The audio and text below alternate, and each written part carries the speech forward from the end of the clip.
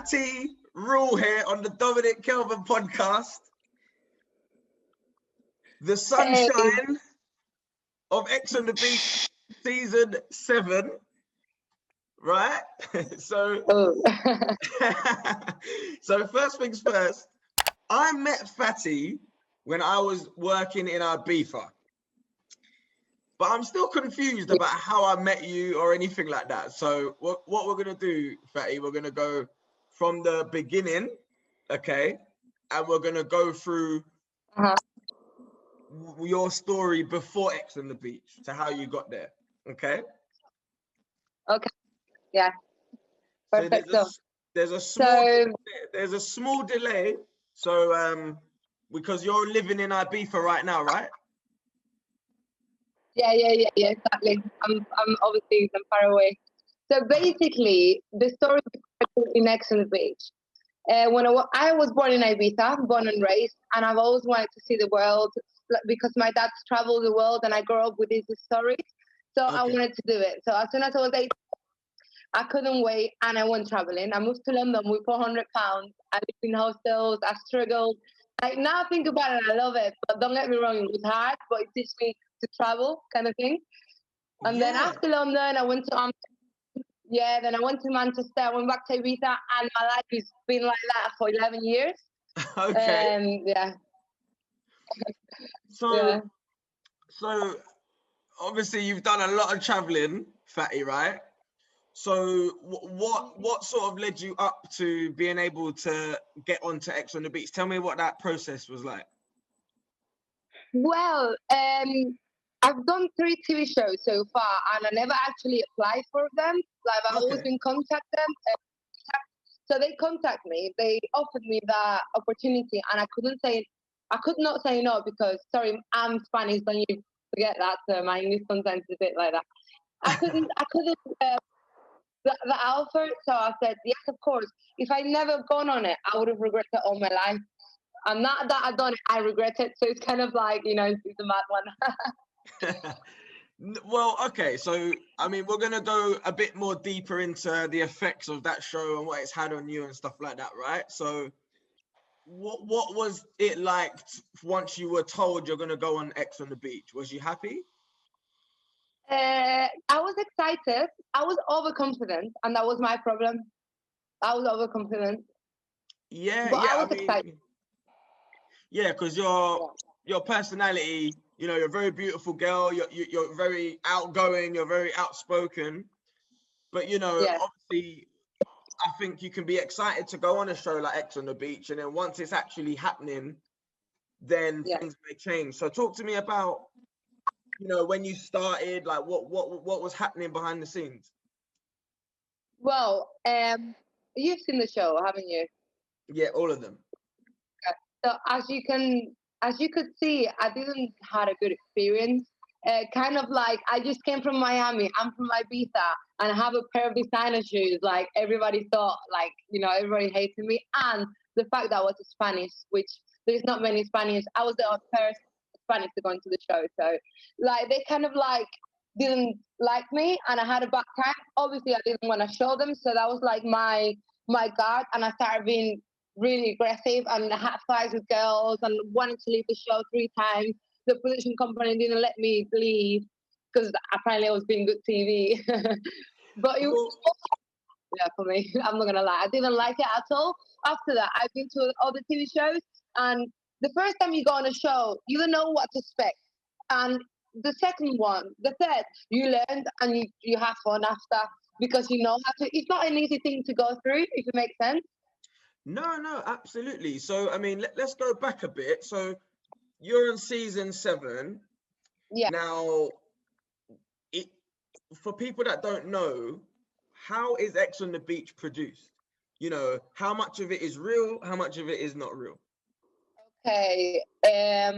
I hope I'm not gonna get in trouble for this, but okay, I'm gonna tell the truth. Basically, the only fake part about fake, scripted, whatever, always people ask that question, is imagine we all and I'm with someone who's next to me. The producer will come to me, to my ear, and he would say, Fati, who do you like more? number one or number two, like or you know, whatever. So that's what they do. They stare it. They don't give you a script. That's why you go through bad time, because it's real. It's really, really real. Like they'll do is kind of like stare a bit, but then their reactions are real. That's true. Okay, so you had a big problem with Nicole. Yeah. On that like season. That. Well, you know, explain that situation of how she attacked you, and did you press charges, etc. Oh well, okay. It's funny you asked that, because I almost did press charges. You definitely should have. yeah, I know, but I got a good deal out of it, basically. What happened was, first time in the beach, we meet all the single ones. She says, nobody's going to go next to my ex, blah, blah, blah. And I said to her, you never know. I seen you and ex in the beach. That's what you come here for. You never know what's going to happen. Exactly, of course, as soon as I said that, everybody said, oh, whoa, like as if I wanted to get with her ex. I don't even know this guy. I've never seen him. Like, that's crazy. So all it started from there. And after that, I was just defending myself, because I could see the hostile vibe about them. And they just thought I was a horrible person. It was all a misunderstanding. And then, obviously, because I'm stubborn, I had to, like, you know, she insulted me. So I'm just like, if you won't fight, I'll fight. Yeah, I don't like to fight. Sorry, that's like a very horrible thing for a woman. But I had to defend myself. You know. Because in that situation, it seemed like basically you were saying, I don't know who you are. So if your boyfriend comes in here, I have no ties to you, so I may try it on your boyfriend. And she clearly just went psycho from there, didn't she? Yeah, exactly. She went psycho from there. And then I said, you know what? I will get with your ex to fix you up. That's what it was. Yeah, that's what happened. And then it was just like a spell thing, you know. I was never interested in her ex or nothing like that. But it was just an alpha female thing, I guess. Yeah, so but I mean, so Ex on the Beach, right? You know, as a company, how did they look after you in that situation? Because your life was threatened. So the production companies, all the people that work there are quite manipulative. You know, they're quite manipulative. They're trying to play with your image. You're paranoid because you don't know what's gonna show on TV. So your head is like somewhere else. So they're just trying to. If you get angry, like for an instance, I tried to leave the villa 3 times, and I said, I want my phone. I'm off. They wait until you come down. They said, oh, the passport's in another villa. We have to go and get it. It's far away. We're in Bali, in Indonesia. You have to wait till tomorrow. And then by tomorrow, they manipulate you to stay in the show. You know, that's how it works. You know what they're doing. Yeah. Yeah, and I mean, all in all, what did it do to, I guess, the perception of you outside of Ex on the Beach and in your normal life? I mean, was you getting a lot of bad attention, good attention? The thing is, I only had one bad experience like that. It was on a plane. I was going to Ibiza. It was 3 a.m. So imagine the people that was there, all drunk. Some girls start videoing me, and I was like, I don't like that. Stop videoing me, and she wouldn't stop. So I got a bit aggressive, and then other people start recognizing me, and the whole plane ended up booing me. Like, and they said, even the hostess, because they were English. They were on their side, so they called the Guardia Civil to get me when I landed, because they wanted to arrest me. And I said to them, you know what? I'm from Ibiza. I know all the police, and I don't know all the police, but coincidence, when I landed, the guys that came were my friends. So they just took my suitcase and escorted me out because I told them the situation. So that's a funny one. Yeah. You didn't get in trouble. You didn't get in any trouble for that, though. No, because they, you know, this is a small island, so if you know people, you know, I'm from here, you know what I mean? So I understand. That. But I mean, like, mental health wise, obviously people go on TV for different reasons, and it affects people differently. I mean, it is good for some, but you know, it could be to people's literal downfall. I mean, there are many people that have committed suicide and so on from being on TV shows like X on the Beach. So, I mean, how do you feel it still affects you now that you was on that show? Or? Not now. I mean, when you go in the show, you get a psychologist to tell you, you know, your life is gonna change. You know, people's gonna recognize you. You know, people, blah blah blah, all that. You prepare for that, but you never really prepare until it happens to you.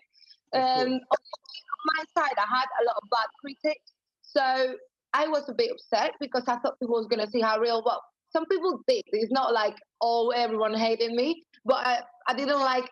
You know what they say when you're on TV or you're in a public figure. Normally, these public figures say, "Oh, I'm not. I don't care about these comments. I'm not bothered." That's a lie. You care about every single thing that's said about you. When you know about it, you don't read them. You learn how to just not focus, not answer, not keep in the microphone, and just not engaged. But before that, at the beginning, it's a bit tricky. I did. Yeah, it was a bit hard, to be fair. Now it's all gone. Now I'm completely fine, and it's an experience. But yeah, it was hard. It's hard for everyone. It's hard. Yeah. I mean, look, at the end of the day, I think when I watched that, because it was a few years ago now, that was at a time, I guess, in our lives. I mean, I'm 29. I know it's bad to ask a lady what her age is, but for me, say again. I'm your age. I'm 29 also. Oh, are you 29 as well? Okay, so we're the exact same generation where reality TV was everything. Yeah. Absolutely everything. Geordie Shore, X on the Beach, The Only Way is Essex, Made in Chelsea. You know, these things really sucked into our nation so deeply that I feel, you know, there's a lot of people that have made a very, very good career out of reality TV. So I mean, were you able to go? Did it hold anything after leaving the show? Did you find it hard to get work, or was you working a lot? What was that like? Yeah, after the show, because I had some problems with MTV and Nicole, basically. Of course, yeah. Normally how it worked, I got offered a couple of shows, another one for MTV, which is Tattoo of Us. Yeah. But that wasn't for me. And then I got offered another show that I can't really, because it's now 4 years ago. I can't really remember the name. But I got some work, but I didn't want to. I could have got more if I ended up well with MTV, because normally in production companies, they rotate. So when you get in another show, it's because someone has worked with you before. And there's some laws in that area, but at the same time, I wasn't totally comfortable because I'm Spanish and I'm 100% myself in my own language, if it makes sense. Of course. English, like, you speak good English, but you can tell that it is a bit of a struggle, maybe in certain instances. For MTV as a production company, they're going to probably steer away from that or utilize that to get you into bad situations on TV. Yeah, I mean, for them, I know they like the whole thing. I'm from Ibiza, I'm Spanish, blah, blah, blah, blah, blah. I know in my side, it was like, that's why I was there. That's why they called me to go there, kind of thing. But time it's not, I feel more comfortable doing shows in Spain, if it makes sense. Okay, yeah. And I'll do better, to be fair, because I know now I'm a professional now. No, well done. And what was it like working alongside Marty and Chloe? Well, Marty's like, don't even ask me about that guy, because like I just not coming. Chloe in the villa, she had my back. She really had my back. She was always there. But then outside, it was some. I think she thought I was messaging his boyfriend or something like that, and something happened. We were doing FaceTime. She took a screenshot of the FaceTime, and I looked tired and not very well. And she put it into the group, and Bradley put it in Twitter. So after that, I was like, I thought she was a bit two-faced, like, you know. Yeah, I don't know. And then I seen her in Newcastle, and she was like, "Oh, Fati, you're right," but that wasn't a nice thing for me. So, you know, I don't know what to think. Yeah, I think, you know, again, when you're in the reality TV world, you're dealing with a lot of different personalities, some that are going to be genuine, and some it's a clout game, right? So you're going to get a lot. You're going to get a lot of fake people. Of course, this world is full of fake people. Like, I got really disappointed about human beings after starting getting into the TV. After I got disappointed. Yeah. Well, I think this is why the podcasting game for me is special, because there's no games and gimmicks with this. This is literally people having a conversation and getting to actually see the real version of you that people would never see on X on the Beach. Oh, thank you very much for giving me that time. No worries. And I mean, look, lastly, I was going to go through, there was a scandal recently, which I couldn't keep my eye off, because I find it very scary, and it seemed to have been quite hushed now, but I'm just going to read it from here. So X on the Beach star James Moore, charged with possessing 83 indecent images of a child extreme animal porn involving dogs, pigs, and fish. Wow. Exactly. So I mean, do you know anything about what's going on with that? Are you taking the piss, or is that true? That's true. Have you not seen that headline? When did this come out? So this came out maybe a month ago, but obviously I'm living in the UK, right? So it was sort of pushed in the UK media a little bit, not much. Yeah, cool. So you might never have heard of it, but James Moore, he was in seasons 4 and 5, I think. Okay. Yeah. Wow. Well, I don't know what to say. That's just mental. I mean, I don't think that has nothing to do with reality TV. I think it's just fucked in the head. Of course. Yeah. I think what's scary about things like that is when it came out, when you're watching back old footage, you don't realize the people that you're dealing with, I guess. Yeah, of course. Because in TV now, you can judge their lives, and you can, you got the, yeah. Yeah, I think in these situations, you've just got to be so careful who you're associating with, and obviously the effects of reality TV. I mean, God bless how many different people have committed suicide from Love Island and so on and so forth. So I mean, what would you advise people that want to go on reality TV for women? I would say, I would make sure I'm strong enough to go on it. Firstly, mentally, and you need to be very confident with your body, with your personality. I didn't know people have sometimes insecurities to do with their personality. I thought it was only physical because that's never applied to me, but there is that part. So just be very sure, but be ready. Like, don't expect. Be ready to people not like you. Be ready to people hate for all of that. Like, for me, the only thing that I would say is just you need to be sure that you're strong enough to go on there, because a lot of people want to do reality TV, but they don't realize you need to be a very strong person. Otherwise, you can be horrible. After X on the Beach, I was the mom that didn't want to go outside my house because all of these. And when I landed after that plane situation, I landed here. I was supposed to be here for 2 weeks, and I went straight home in 2 days, because even that this is my hometown, a lot of English people come here, and I wasn't comfortable with people recognizing me. Of course, yeah. You need to be strong. That's my advice. Yeah, you need to make sure you're strong. That's it.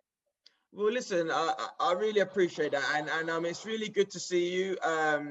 It seems like, maybe if I spoke to you a few years ago, you might have been in a different place, but I feel like you've taken on board what reality TV's done for you, and that you can only move forward.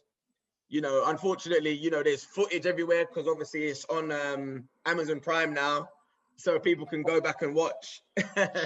But you know, you're looking like a very strong and happy, beautiful person at the moment. So so yeah, if there's anything else lastly you'd like to say. I would like to say lots of love to everyone, positivity, and don't get in reality TV. We love you. Well, listen, Fati, it's been amazing to speak to you. Thank you so much for taking the time. And we're gonna put all your you know, like your Instagram and stuff like that, or if you've got Twitter or anything like that at the end of this episode, all right?